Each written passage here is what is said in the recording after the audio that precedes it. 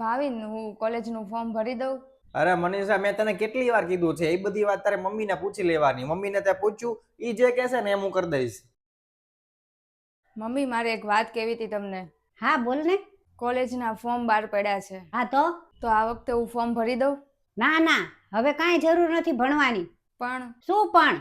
હવે આ ઘરના કામ કરો, તારા લગ્ન થઈ ગયા છે ને ભણવાનું હવે મૂકી દો અને જા મારી હાટુ એક કપ ચા લઈ આવ. અરે વાત કરી હતી કે નહીં?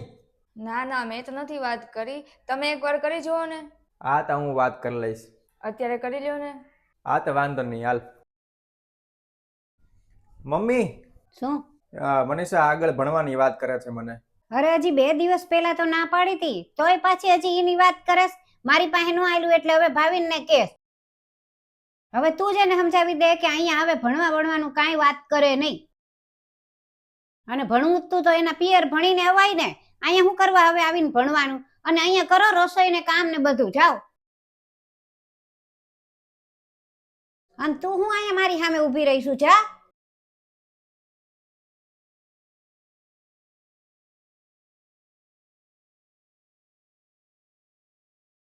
તને તો ખબર જ છે ને કે મને કેન્સર છે. હવે હું જાજા દિવસ રહું એમ નથી, અને તારા પપ્પાય નથી, તો તારું ધ્યાન કોણ રાખે મારા પછી? એટલે હું કહું છું કે તું જલ્દીથી લગ્ન કરી લે, અને લગ્ન પછી નોકરી કરજે તું. ભાવિન ને એના મમ્મી ને એ લોકો બહુ જ સારા છે. લગ્ન પછી એ લોકોએ કીધું જ છે તને નોકરી કરવાની છૂટ આપશે. બધા ભણેલા ગણેલા, તો કાંઈ તને ના નહીં પાડે નોકરીની. એટલે હવે વધુ વિચાર ન કર અને તું આ લગ્ન માટે હા પાડી દે. આ લોકો બહુ જ સારા છે.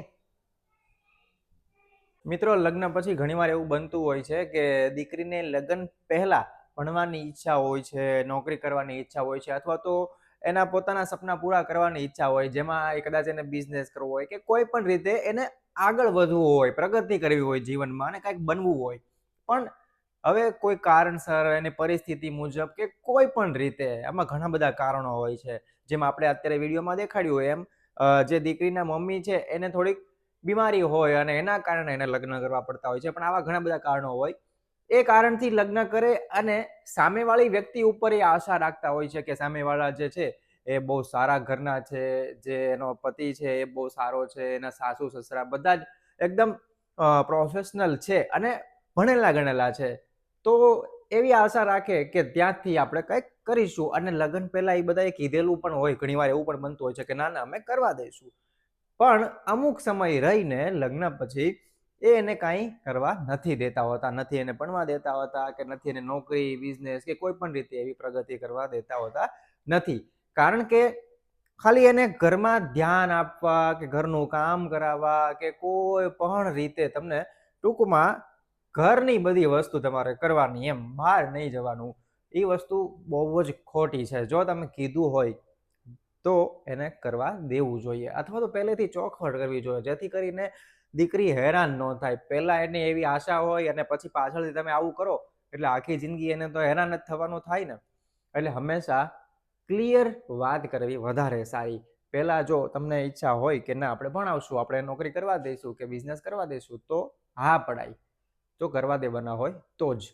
અને જો ન કરવા ન દેવાના હોય તો પહેલેથી એવું ક્લિયર કરી દેવાય કે ના ના ભાઈ, અમારે ત્યાં એવું થઈ શકે એમ નથી, તમારે ઘરના કામ જ કરવા પડશે. તો એ વાત ચોખ્ખી કરી દેવી જોઈએ.